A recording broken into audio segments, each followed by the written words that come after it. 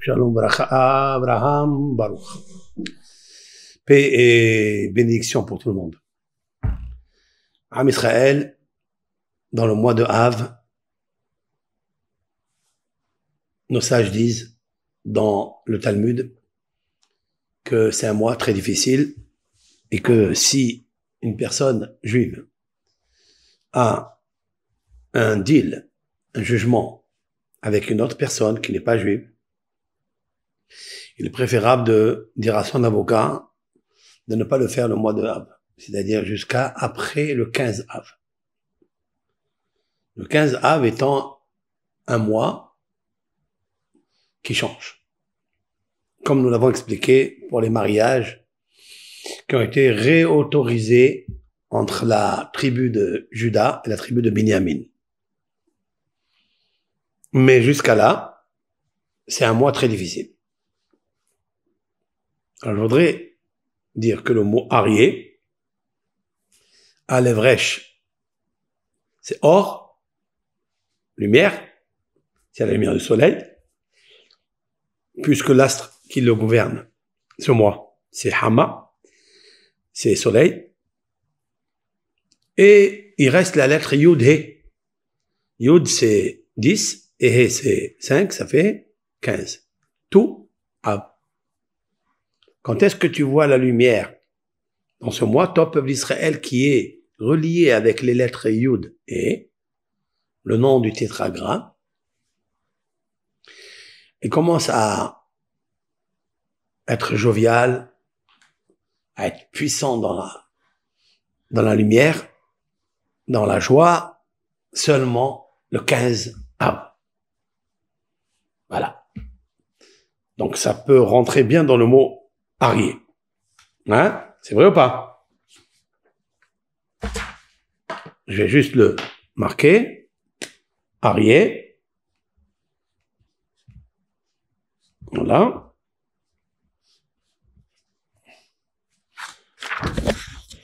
Donc il y a le Aleph et le Resh.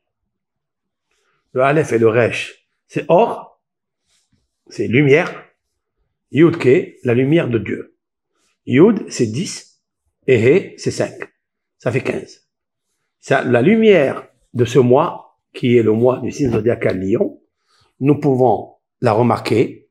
Elle est dans son éclat, dans sa manifestation, dans sa révélation, hein, dans son explosion, uniquement le 15. Yud et He. C'est magnifique. C'est exceptionnel. Or, il y a la lumière de Dieu. 15. Voilà pourquoi elle s'appelle Arié. Donc ce lion, celui qui est natif lion dans le mois de Av, les premiers jours du mois sont très difficiles. Jusqu'au 10, 11, c'est très très difficile. Et là, nos sages ont dit, fais très attention. Une personne m'a demandé une question. Comment vous, les Juifs, vous, monsieur le rabbin, vous parlez des astres, des influences des astres. Mais c'est de l'idolâtrie. C'est une très bonne question, non? D'ailleurs, nos sages ont demandé la question. Après que nos sages aient donné le conseil à tout juif de repousser le jugement, parce que le mois de Av, il y a eu des catastrophes, les 2 temples ont été détruits, et à chaque fois, c'est le même jour, le 9 du Av, le 9 de ce mois. Donc, il est préférable de s'éloigner, de faire des jugements parce que tu es perdant. Et nos sages demandent, mais qu'est-ce que ça veut dire? Nous savons très bien que En Mazal l'Israël. Dans le traité Shabbat 156a, En Mazal Israël. Il n'y a pas de prédestination astrale pour Israël. Alors, c'est quoi ce bazar-là? C'est une bonne question. Maintenant, je lui ai dit juste, s'il te plaît, enlève le mot idolâtrie. Parce que celui qui a taxé le peuple d'Israël d'idolâtrie par rapport à ses astres, c'est un désastre. Il a mal fait. Ça n'est pas de l'idolâtrie du tout, du tout. Je lui ai dit, vous êtes une personne sans connaissance. C'est la raison pour laquelle, avant de parler, il faut avoir la vraie connaissance de la Torah. Quand je dis la Torah, c'est pas seulement la Torah écrite, parce que dans la Torah écrite, il y a beaucoup de choses que nos sages ont questionnées, se sont apostrophés, de voir qu'il y a quelque chose qui va pas. Et donc, le Talmud, notre cher Talmud, nos sages, avec des cheminements intellectuels, avec des questions, des réponses, des objections sur la réponse, etc., ils sont arrivés à des conclusions. Et parmi eux, il y a qui discutent, qui disputent. Mais de la dispute jaillit la lumière. Jusqu'à ce qu'ils ont raffiné et conclu. Pour chaque question qui est posée, ils ont donné des réponses. Et cela a été suivi par toute la tradition, la transmission. Et c'est ce que nous sommes aujourd'hui. Alors maintenant, on peut débattre. D'accord? Mais il faut un débat à égalité, je lui ai dit. Je lui ai dit, ne taxe pas tel ou tel rabbin d'idolâtrie parce que tu n'as rien compris.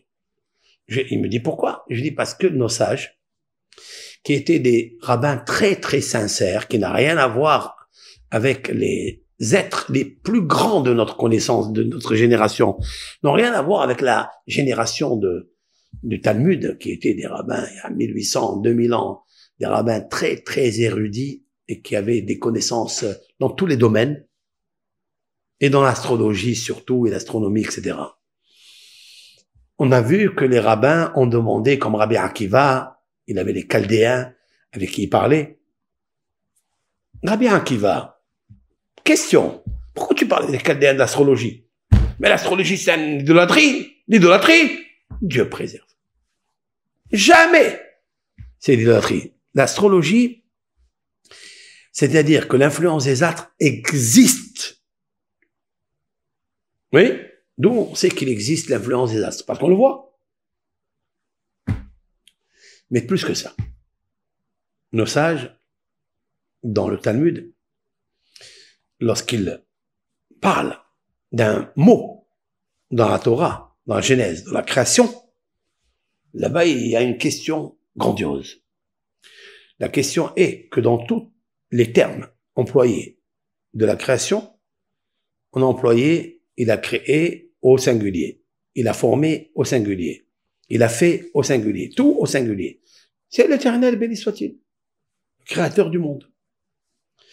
Mais quand il arrive à la création de l'homme, il a eu une difficulté a priori. C'est marqué Naase Adam, faisant un homme. Faisant au pluriel. Faisant un homme. C'est plus toi, Dieu.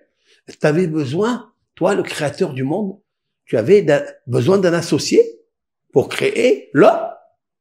Cette question, elle est magnifique, elle est légitime, non? Qu'est-ce que tu réponds, Abraham? Rashi, notre prince des commentateurs, soulève cela. Il donne à cela deux réponses.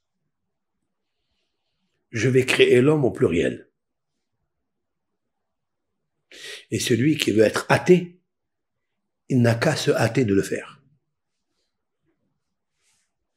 S'il ne me croit pas que c'est moi qui ai créé le monde, je vais laisser un piège à tous les êtres humains pour me chercher.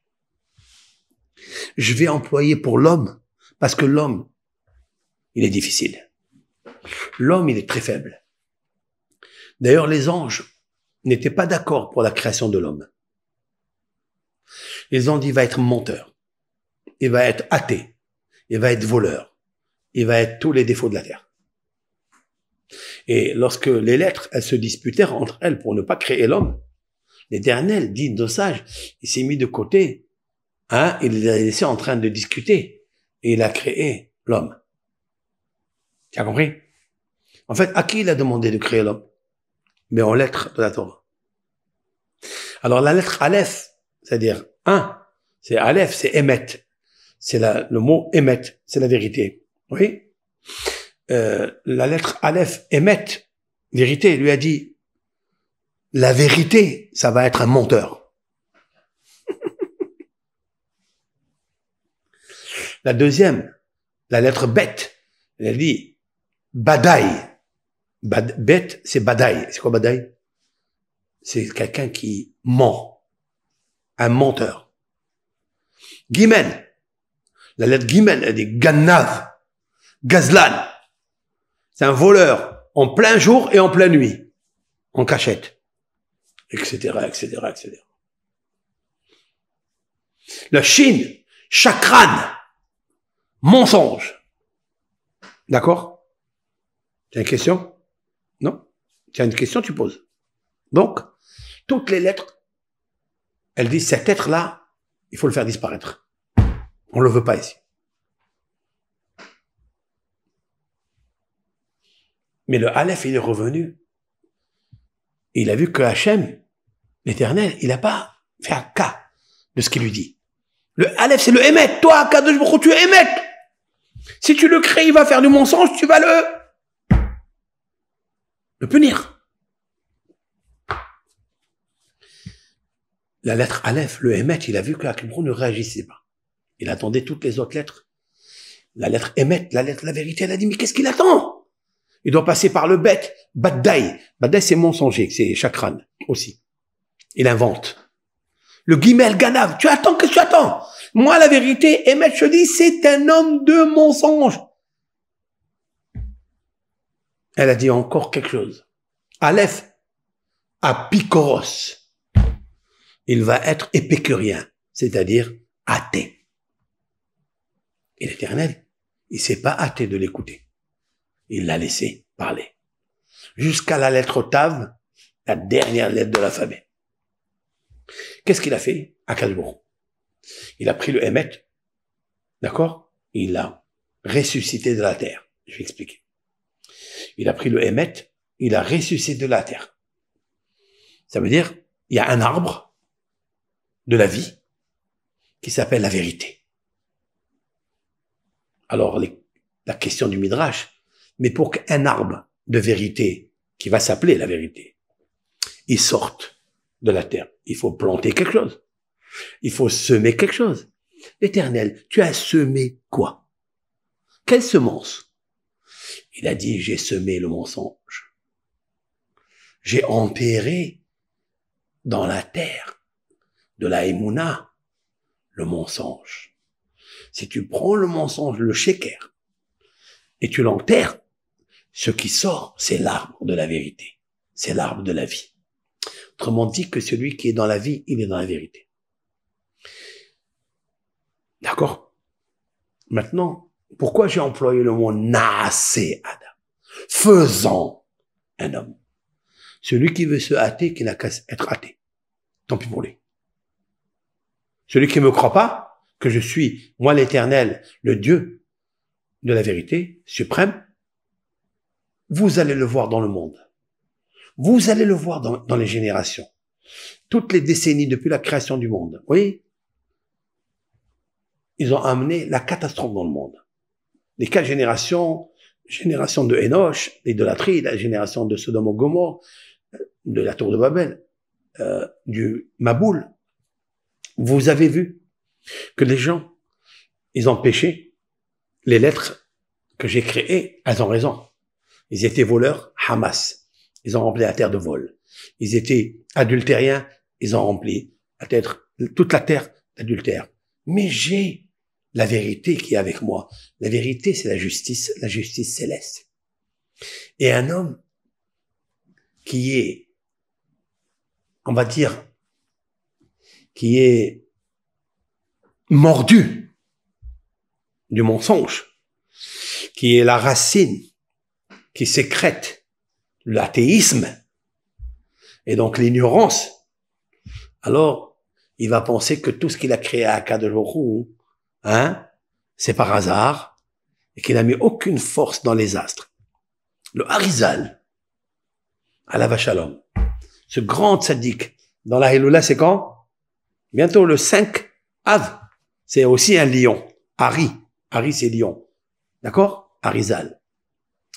Le Harizal, de mémoire bénie, il a dit, il a demandé à tous les astres célestes de s'associer, si l'on peut dire ainsi, avec lui, pour créer chaque être humain selon l'influence du mois où il est né. Étant donné qu'il y a 12 mois dans l'année, je vais créer 12 signes zodiacaux, je vais créer les 7 planètes, je vais demander à chacune d'elles de mettre son influence dans l'être humain natif de chaque mois avec ses influences. C'est pour ça que c'est marqué « Naaseh Adam », faisant un homme. Ça veut dire quoi? Une fois qu'il a créé toute la création, les 6 jours de la semaine, quand il est arrivé le 6e jour où il va créer l'homme, il a dit maintenant prenons toutes les forces qu'il y a dans la création, nous allons les mettre à l'intérieur de cet homme. C'est pourquoi le lion qui est né à Av, d'accord? Eh bien, c'est le roi lion, le mois de Av. Scorpion, c'est le mois de Cheshvan, d'accord? Le mois de Cheshvan. Après Tishré, c'est Balance. Après Betula, Vierge, c'est Elul, etc. Les 12 mois de l'année, 6 d'hiver, en fait d'hiver automne, et 6 qui sont printemps avec l'été. D'accord? C'est magnifique ça. Je demande à chaque astre que j'ai créé d'influencer sur l'être humain. Il a dit ça. L'Éternel a écrit d'influencer. Et on voit que les astrologues, comme au temps de la Gemara, ils savaient exactement selon la prédisposition des étoiles, des astres, ils savaient quelle est l'influence qu'il y a. Aujourd'hui, il n'y a aucun être humain, et depuis la destruction du temple, d'accord, il y a quelques-uns qui connaissent l'ombre, quelques lueurs de la puissance de l'astrologie. C'est pas tout le monde qui connaît. Très, très, très, très peu. Mais on est zéro dans l'astrologie. Alors, vous entendez, des vidéos où le personnage qui vous parle, il vous dit, moi, ça fait 40 ans que je suis dans l'astrologie. Ils peuvent connaître très, très, très peu, mais n'ont aucune perception de la vraie connaissance de l'astrologie dont je parle, parce que si on connaît la puissance de l'astrologie, ça deviendrait Avodazara. C'est vrai. C'est vrai. Pourquoi? Parce que à l'époque, il y a un maître qui s'appelle Shi'or Da'at, Rabbi, mais il s'appelle celui-là. Un grand sage, d'accord? Bimeir Bloch, comme ça il s'appelle. Il a écrit un livre Shi'or Da'at. Et là-bas, il dit quelque chose de très, très puissant.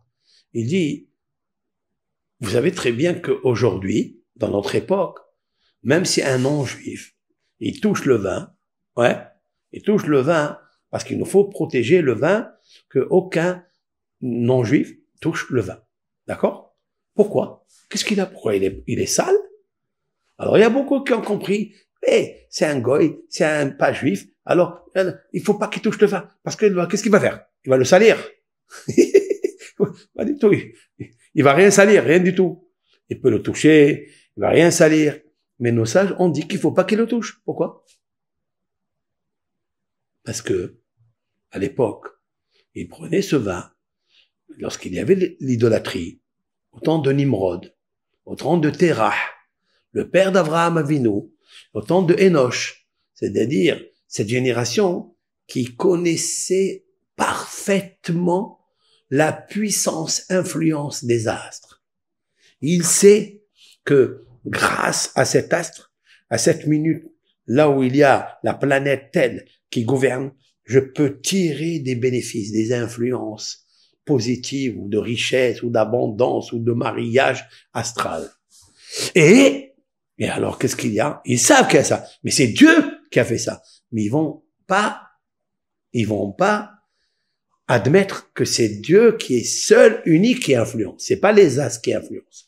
C'est la dictée de Dieu qui fait qu'influencer. Alors, qu'est-ce qu'ils ont commencé à faire? Ils ont dit, maintenant qu'on connaît tout le stratagème des astres, nous pouvons tout faire et oublier l'unique. Dieu, il s'occupe plus de sa création. Il a créé, il a mis, c'est comme une montre. Vous avez des spécialistes, des ingénieurs qui ont créé la montre, ils sont à côté de la montre.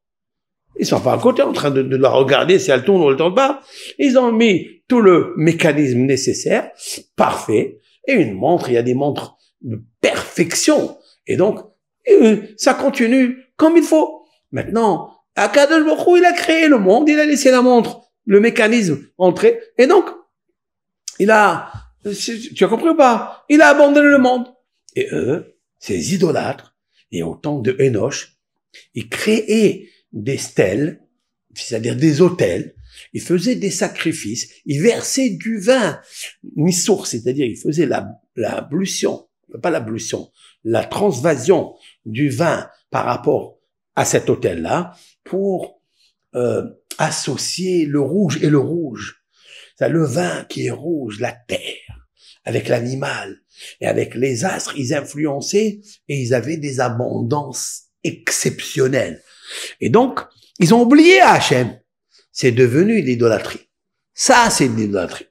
Donc ça, fut une époque où ils étaient tellement capables que quand ils prenaient le vin, ces non-juifs idolâtres, attention, et lorsqu'ils touchaient le vin, ils remuaient le vin, ils sacrifiaient, ils unifiaient à telle et telle dimension astrale pour apporter des influences sur le vin, pour avoir du divin, oui, et pour bénéficier de ces protéines astrales.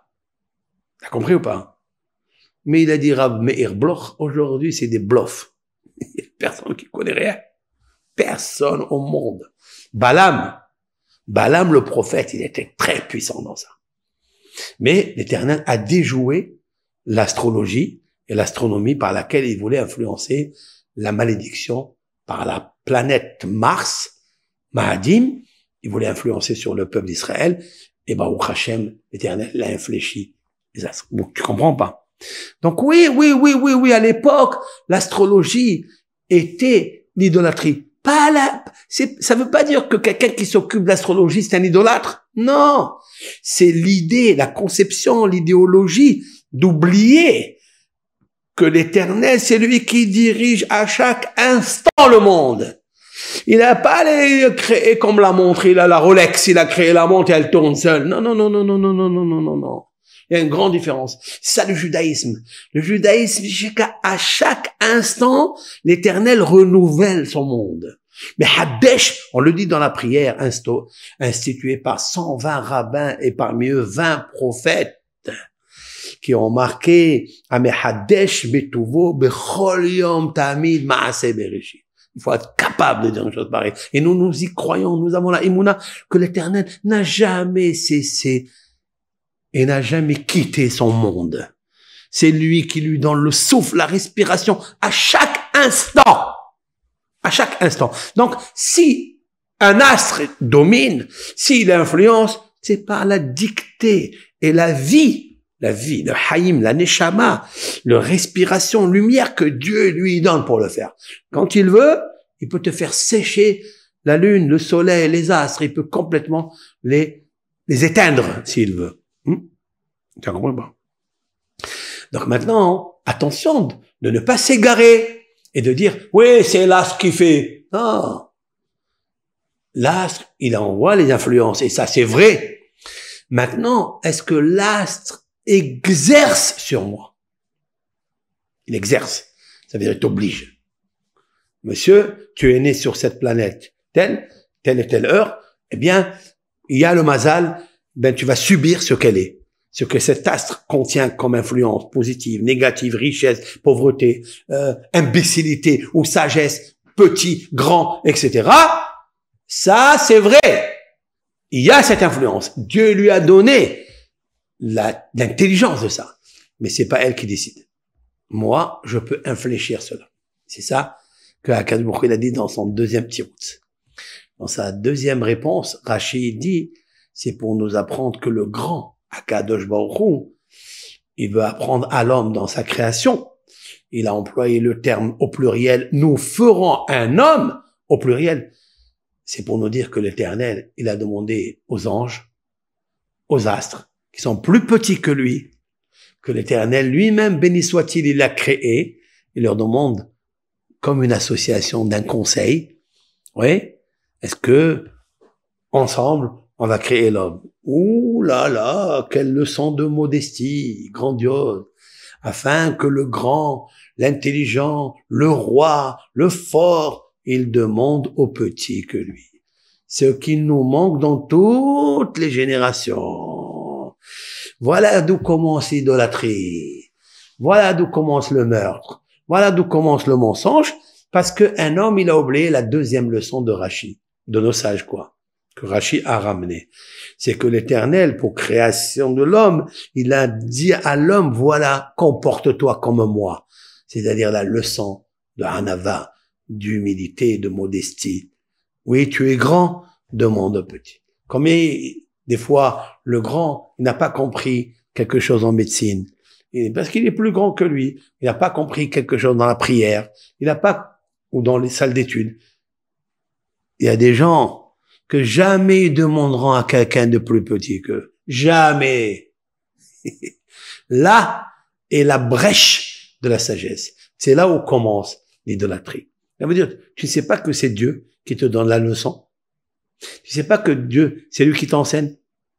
Tu peux être, au début, sans la foi, le plus grand des connaisseurs, et tu perdras cette connaissance. Mais avec, tu peux être le plus grand imbécile de la terre, mais avec la foi que Dieu est dans l'intelligence, c'est lui la source de la sagesse. Et avec humilité, tu vas apprendre de lui, et ben tu deviendras le plus grand.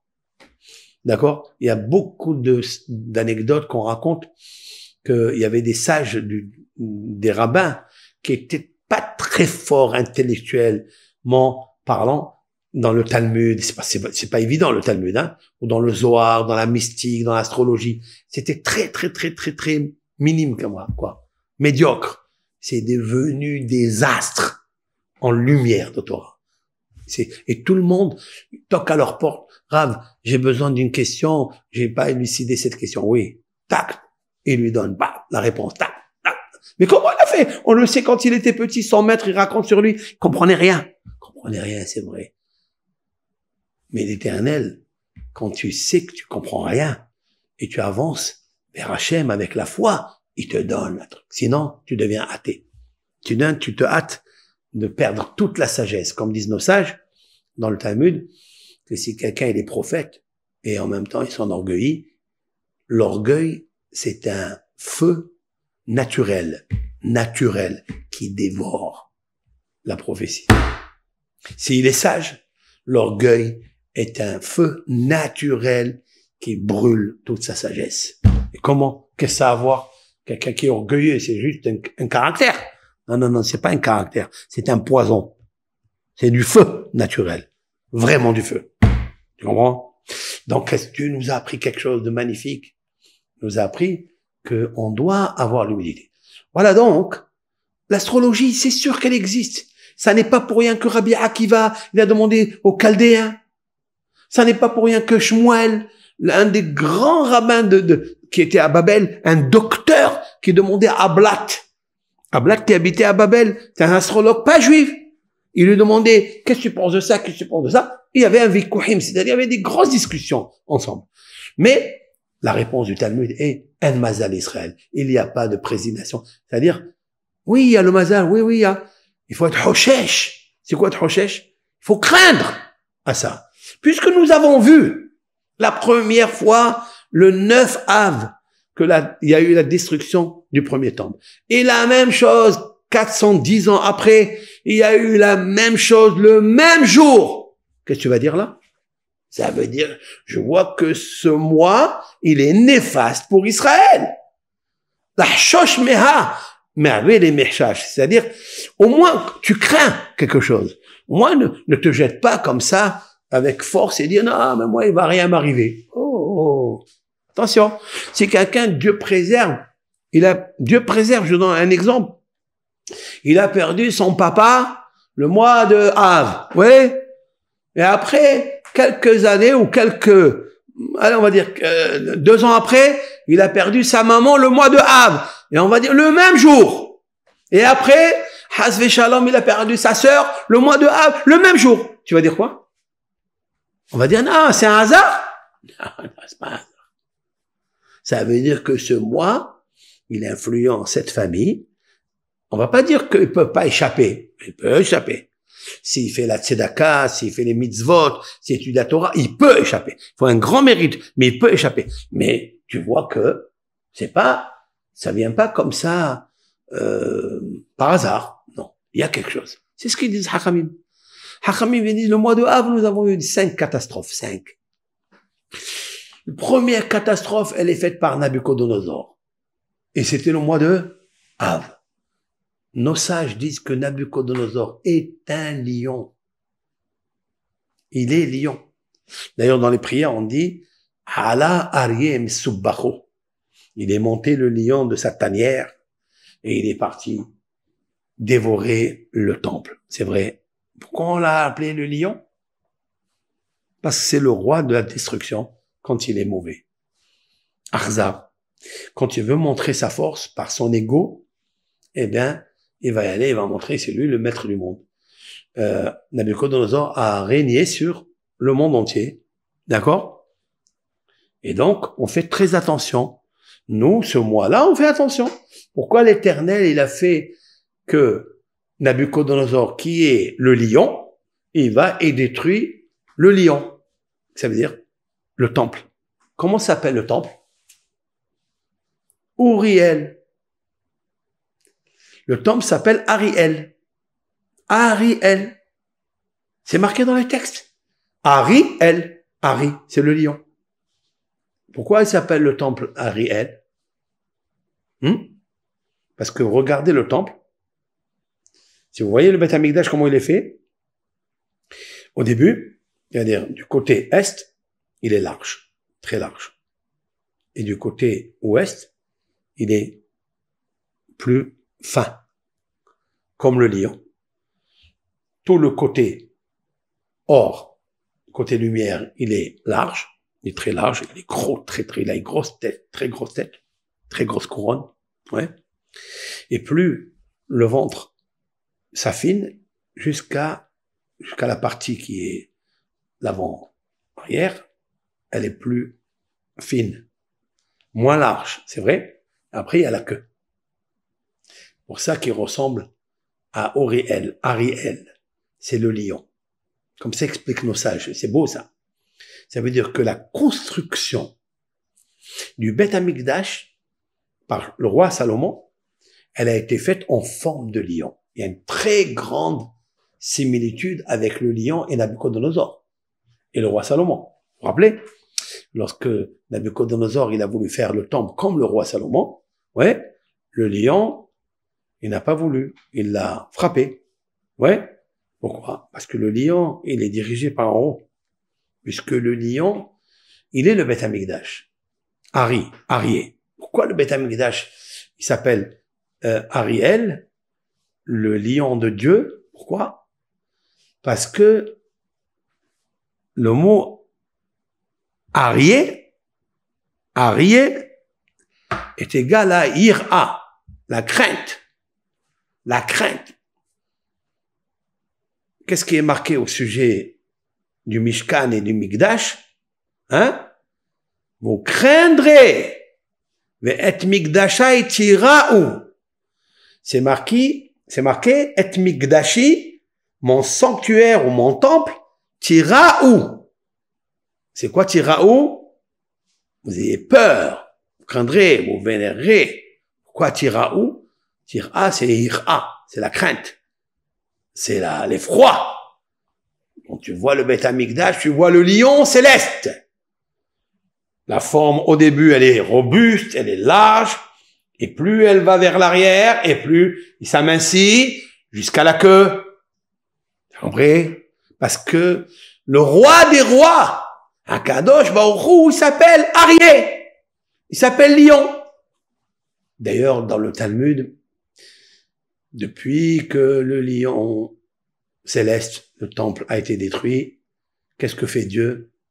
Il gémit, il rugit, Sha'og Ish'ag, il rugit, Al-Navehu, 3 fois il y a marqué, et l'Éternel, il rugit sur sa beauté, sur sa splendeur. C'est quoi sa splendeur? C'est le temple. Et c'est marqué Ish'ag. C'est quoi Ish'ag? Rugir. ce terme est employé uniquement le rugissement du lion. On dit pas le rugissement du guépard, léopard, de je ne sais qui. Non. Le rugissement appartient au lion. Et nos sages disent que l'Éternel qui est lion, quoi l'Éternel il est lion? Qu'est-ce que ça veut dire cette comparaison? Ira, la crainte. Et Adonai Elohecha tira. Nous avons une loi dans le traité, dans la péricope, les sections, dans le Lévitique qui s'appelle Kedoshim, la sanctification, la consécration, la sainteté, ça s'appelle Et Adonai Elohecha tira. Et l'Éternel, ton Créateur, tira. Tu auras peur de lui. Pourquoi? Parce qu'il est le Hari. Il est le Hari. Dieu, qu'est-ce qu'il a fait? Quand le peuple d'Israël a fauté, il a envoyé le Hari Alam Babel. Le Hari, c'est Nabucodonosor, il est monté de Babel pour aller détruire le Hari. On a transmis le Hari entre les mains de Hari. Et qui est celui qui va fracasser le Hari de Nabucodonosor? C'est qui? C'est Daniel, le prophète Daniel. Lui aussi, c'est un lion. D'où il descend Daniel? Le prophète Daniel, qui était aussi conseiller de Nabucodonosor. C'est lui qui va lui interpréter ses rêves. C'est vrai? C'est Daniel qui interprète les rêves du lion mauvais qui est Nabucodonosor. Dieu lui a donné la puissance. Oui? Il a commencé même à chanter. Il a commencé à chanter Nabucodonosor après qu'il lui ait interprété les rêves qu'il ne pouvait rien comprendre. La tête, c'était quoi? Du rêve, c'était quoi? Arié! Il a vu le lion, parce que lui, c'est le lion. Et un jour, il va détruire le Arié. Il va détruire le temple. C'est lui, le Arié. Alors, tout le monde avait peur de Nabucodonosor. Tout le monde. Nabucodonosor était un mauvais. Il avait beaucoup de chaleur. C'était un homosexuel, Nabucodonosor. Nabucodonosor, dans le traité talmudique Shabbat, page 150, 149, comme ça, elle raconte que Nabucodonosor, par des versets très subtils, il sodomisait, si l'on peut dire ainsi, avec tous les princes qui étaient chez lui. Tous les princes, pour les diminuer, pour les féminiser, si on peut dire, pour les affaiblir, parce qu'il était un Arié très chaud. J'expliquais dans le premier cours que le lion a la force de la sexualité. Il a la force de la kvura. D'accord? On dit d'un homme qui a la force qui a cette maturité des rapports, on appelle koach gavra. Il a la force d'un homme, pas d'une femme. Ouais? Koach gavra. La force d'un homme. D'accord? Même le Brit Kodesh, on l'appelle Gouvrin. Gouvrin, Gever. Comme le coq. Le coq aussi s'appelle Gever. Le coq. En hébreu, dans la Mishnah, il s'appelle Gever. Parce qu'il est Gibor. Donc, quoi, il est Gibor? Pourquoi il a force? Donc, Koach Gavra. Il peut avoir 10 000 poules, il les fait tomber enceintes toutes. Le Koach Gavra du coq. Il s'appelle Gever. Comme ça, il s'appelle. Nabucodonosor, il s'appelle Gibor. Gibor Karié. Il était fort dans ce domaine-là. Mais il a mal employé les choses. Il est parti, comme ça, humilier ses ministres. Il a voulu même toucher un roi juif de Yehuda. Et l'Éternel, il l'a rendu impuissant. Pas Joachim, Tzidkia.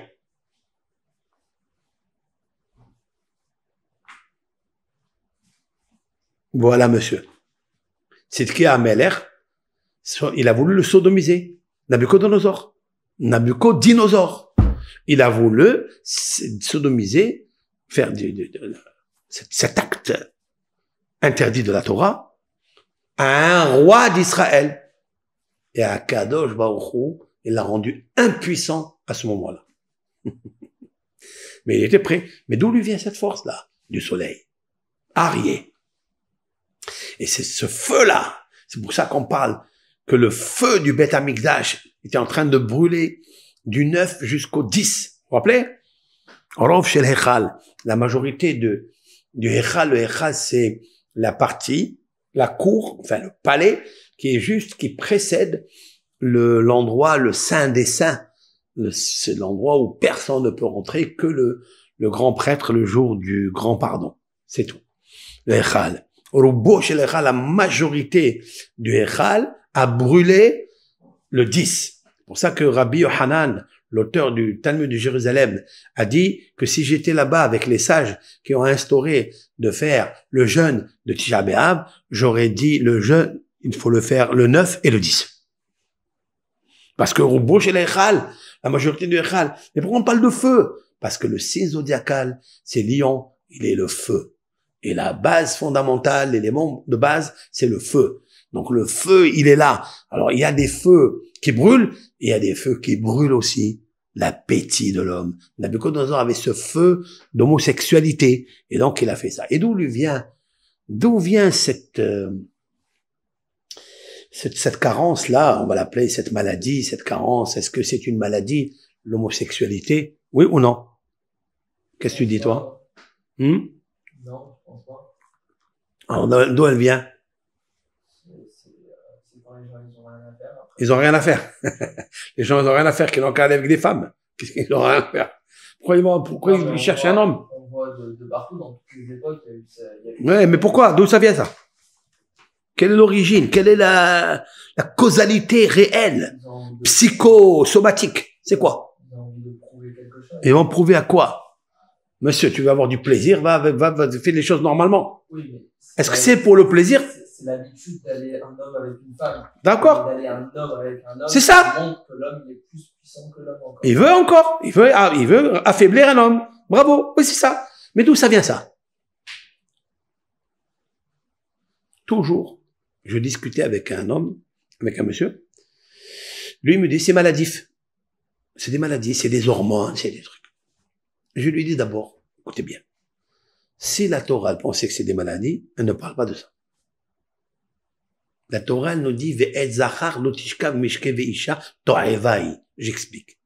Et le garçon, le mâle, lotishkav, ne fait pas un rapport avec lui comme tu fais avec une femme. Ça, la Torah l'a dit. Je t'interdis. Mais si c'était maladif, la Torah ne parle pas de maladie. La Torah nous dit, monsieur, tu es pas malade, mais tu as envie de le faire. Mais pourquoi tu as envie de le faire? Ça, la Torah n'a pas dit pourquoi. La Torah n'a dit juste que quelque chose qui est maladif, la Torah ne parle pas. C'est une pathologie qui est négative, elle ne parle pas de ça. Elle va parler de la fièvre, elle va parler de maladie, elle va parler du cancer, elle ne parle pas de ça. Oui? Alors, pourquoi la Torah l'a dit? Et ne pratique pas l'homosexualité. Ça veut dire que c'est pas une maladie. Mais la Torah, elle t'a nommé le tzera, elle t'a mis le mauvais penchant. Ouais. Comment identifier le mauvais penchant de l'homosexuel? Vous savez c'est quoi? L'orgueil. Même chala. La domination. C'est comme ça.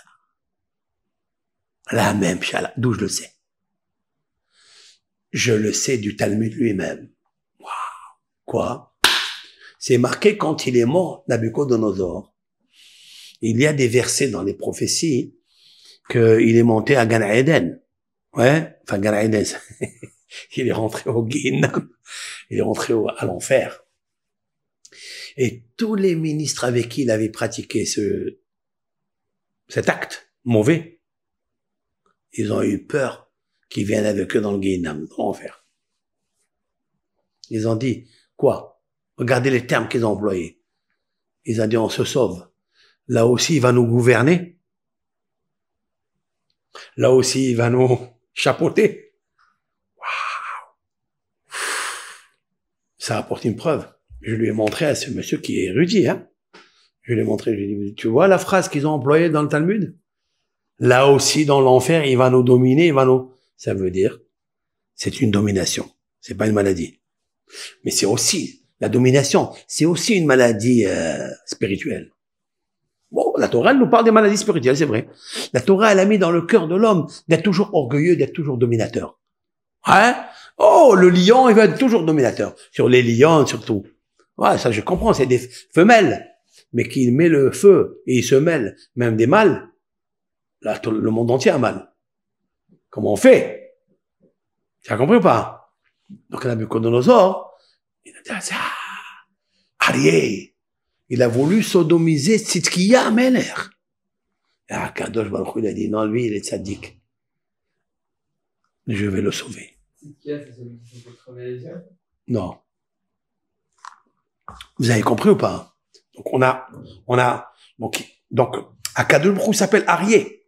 Mais le Arié de Akadosh Baruch Hu, c'est ceux qui sont natifs dans ce mois. C'est très important. C'est un mois où on prend toute la positivité. Elle existe, celle-là. Après, il y a la négativité, des influences mauvaises. Il faut infléchir, il faut travailler comment travailler son caractère. Après, tu deviens.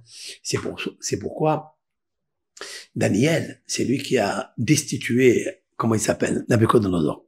Pourquoi? Parce que Daniel, il est de la tribu de qui? Il est descendant de qui, Daniel? Yehuda. Il est de la tribu de Juda, Yehuda. Yehuda, c'est le lion. Qui est-ce qui a destitué encore le lion? Qui est le Mashiach? Quand il va naître le Mashiach? Le mois de Av.